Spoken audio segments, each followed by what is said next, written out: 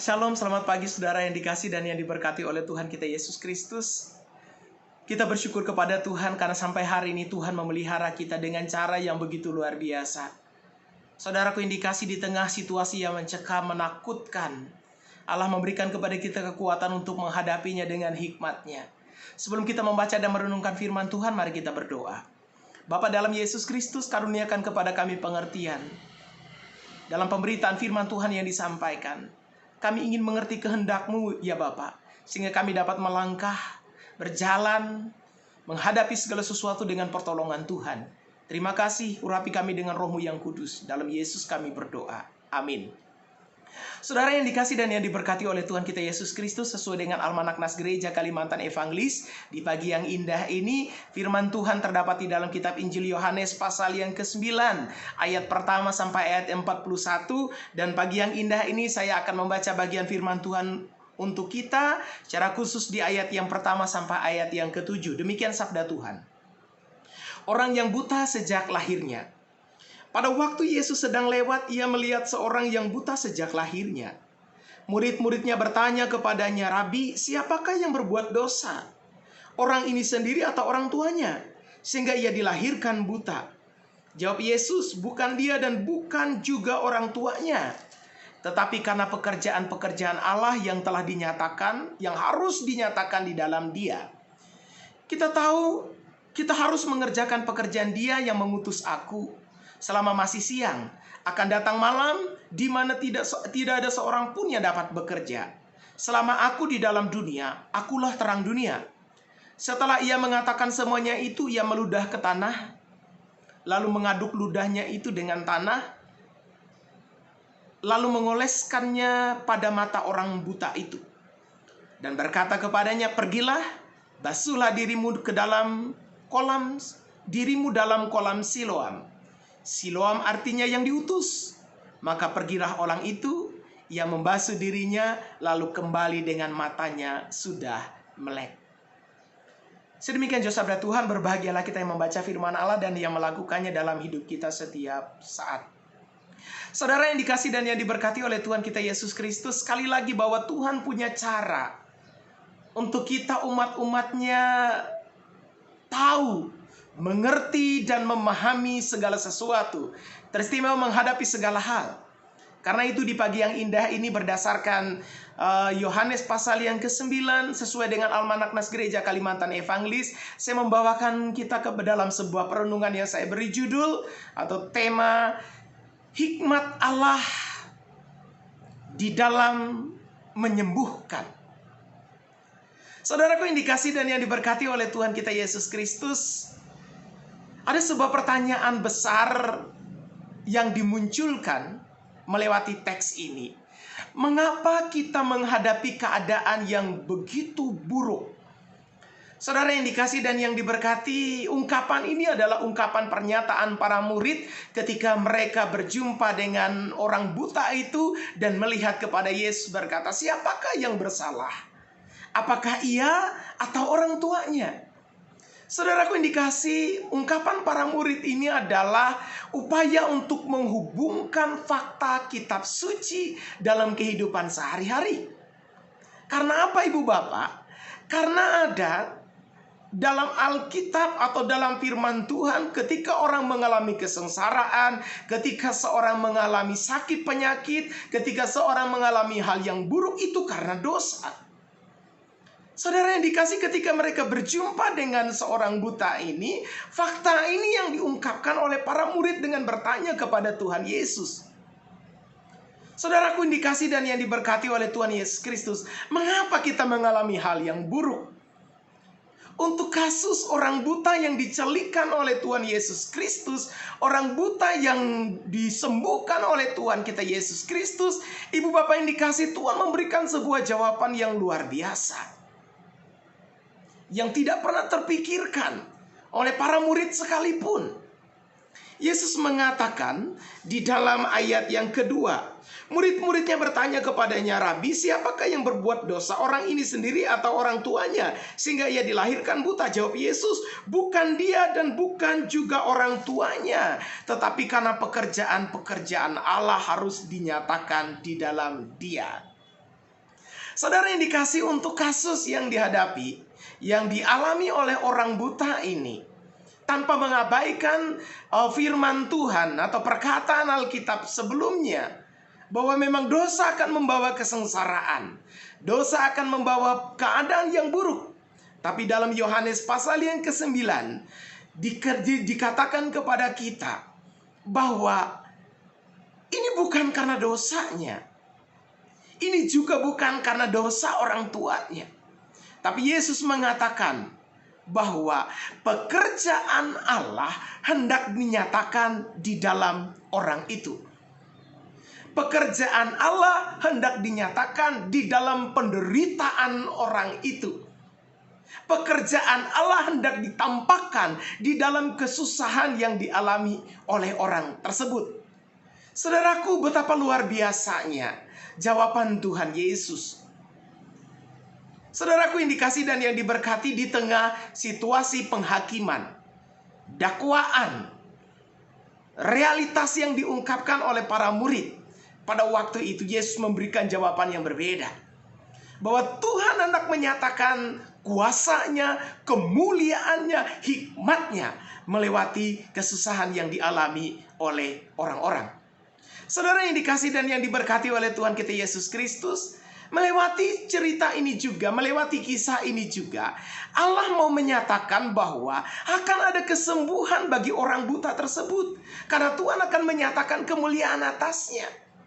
Dan yang paling luar biasa, saudaraku yang dikasih dan yang diberkati oleh Yesus Kristus, dalam hikmatnya bahwa kesembuhan itu terjadi melalui perjumpaan dengan Mesias. Saudaraku yang dikasih dan yang diberkati oleh Yesus Kristus, kita meyakini dan percaya di dalam Tuhan ada kesembuhan. Di dalam Tuhan ada pemeliharaan. Dan rancangan Tuhan adalah rancangan yang begitu luar biasa. Saudara yang dikasih, itu yang pertama, penguatan untuk kita melewati kisah orang buta yang disembuhkan. Yang kedua, kita melihat bagaimana cara Tuhan menyembuhkan orang buta ini. Saudara, sepanjang Alkitab diceritakan berbagai macam metode dan cara bagaimana Tuhan menyembuhkan dan menolong orang di dalam kesengsaraannya. Ada yang Ia lakukan dengan hanya mengatakan saja, dengan berfirman saja. Ada orang yang menjamah jubah Tuhan Yesus Kristus. Tapi kali ini Yesus melakukan sebuah penyembuhan dengan cara yang berbeda, sedikit berbeda. Dan mungkin lebih rumit, ibu bapak yang dikasih dan yang diberkati oleh Yesus Kristus, karena pada bagian tertentu Dia hanya cukup mengatakan sesuatu, tetapi kali ini Dia melakukan sesuatu.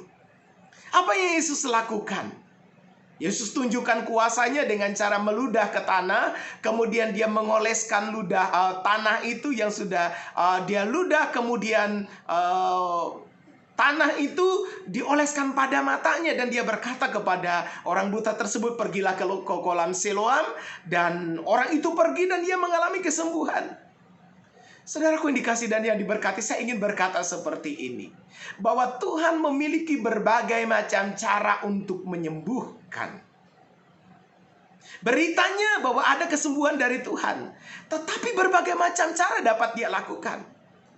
Dia tidak hanya menggunakan satu metode untuk menyembuhkan. Saudaraku yang dikasih dan yang diberkati, ini penguatan juga untuk kita, bahwa berbagai macam cara dapat Tuhan lakukan untuk seseorang dapat dipulihkan. Saudaraku yang dikasih dan yang diberkati oleh Yesus Kristus, selalu persoalan muncul setelah orang itu mengalami kesembuhan dari Tuhan. Persoalan, jangan lupa juga ibu bapak, kisah ini, cerita ini, fakta ini terjadi di abad pertama di dunia orang Yahudi. Saudaraku yang dikasih dan yang diberkati oleh Tuhan kita Yesus Kristus, pada abad pertama dikisahkan bahwa dalam kehidupan keberagamaan orang-orang Yahudi ada beberapa mazhab. Ada beberapa keyakinan, kelompok kepercayaan pada waktu itu yang menerapkan kehidupan percaya mereka dan keberagamaan mereka. Salah satunya adalah mazhab Farisi. Saudara, mazhab Farisi adalah mazhab yang cukup terkenal karena dia ada di akar rumput. Orang-orang banyak menjadi pengikutnya pada waktu itu. Saudara yang dikasih dan yang diberkati oleh Yesus Kristus, melewati peristiwa Yesus menyembuhkan orang buta ini, mereka menyerang Tuhan Yesus. Mereka menyerang Tuhan Yesus dengan sebuah serangan yang seperti ini. Yesus telah berdosa. Karena ia berdosa, maka ia bukan Mesias. Saudara yang dikasih, keberdosaan Yesus yang mereka katakan itu adalah dengan melanggar perintah Sabat, menghapus Sabat, menghapus Taurat. Saudara, jangan lupa bahwa Yesus tahu, Yesus ada di dalam situasi kehidupan orang-orang yang ada di abad-abad pertama. Yesus tahu, tapi kenapa Yesus menabrak sebuah hukum kebiasaan teristimewa dalam hukum Sabat atau peraturan Sabat? Minimal ada dua hal, ibu bapak saudara yang dikasih dan yang diberkati oleh Yesus Kristus.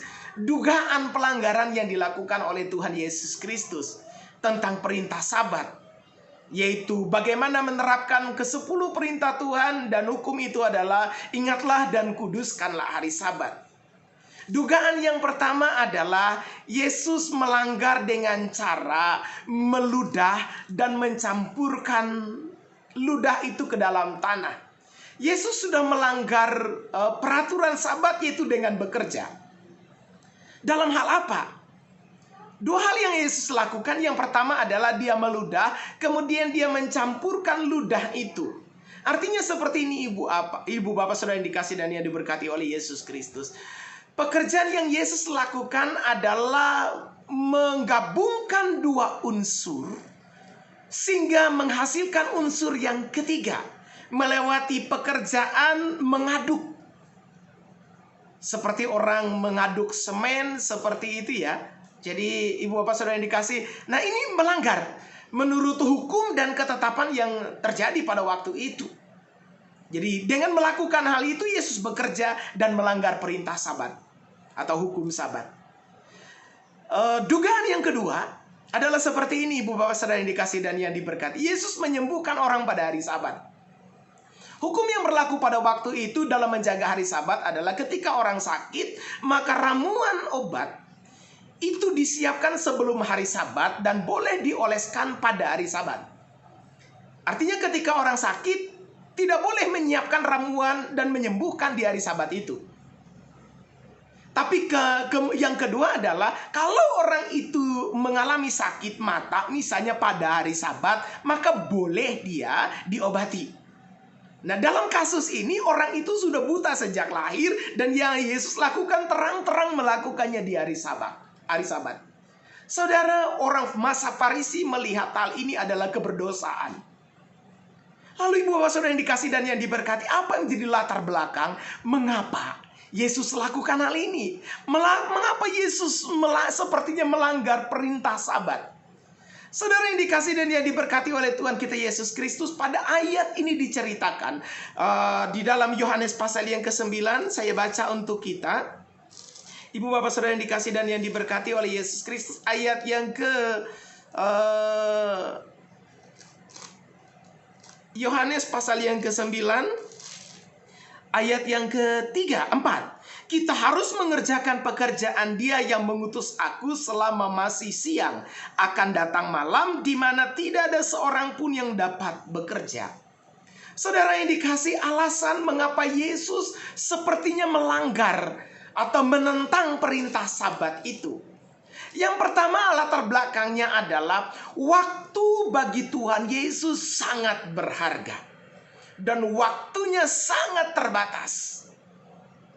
Saudara yang dikasih dan yang diberkati oleh Tuhan kita Yesus, akan tiba malam di mana waktunya tidak dapat lagi bekerja. Akan ada waktunya segala sesuatu sudah terlanjur. Karena itu ini waktunya. Karena itu saya harus segera bekerja.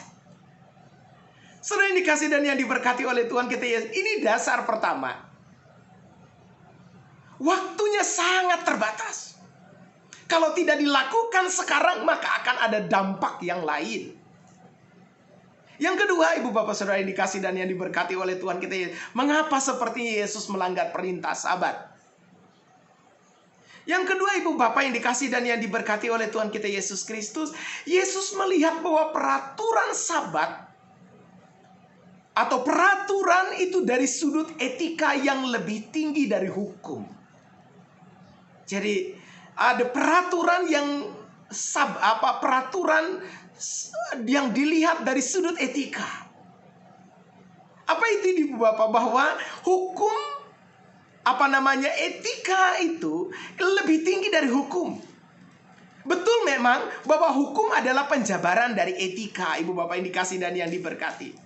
Etika yang seperti apa yang melampaui semua hukum itu? Etikanya itu adalah belas kasihan. Etika itu adalah rasa kasih. Etika itu adalah tindakan yang benar, tindakan yang patut, yang berdasarkan belas kasihan, hesed. Orang yang mengalami kesengsaraan, orang yang mengalami penderitaan, orang yang mengalami kesusahan itu harus segera ditolong. Saudara masih ingat suatu ketika Yesus pernah menceritakan kepada para murid tentang siapakah yang paling baik atau sesama bagi sesamanya. Tentang seorang dari Yeriko yang melakukan perjalanan, kemudian dia dirampok dalam perjalanan itu, dan beberapa orang lewat, salah satunya adalah seorang pemimpin agama. Ketika melihat orang tersebut, pemimpin agama itu berkata, saya harus mempersiapkan ibadah. Saya harus menyiapkan segala sesuatu. Karena itu dia tidak tolong orang tersebut.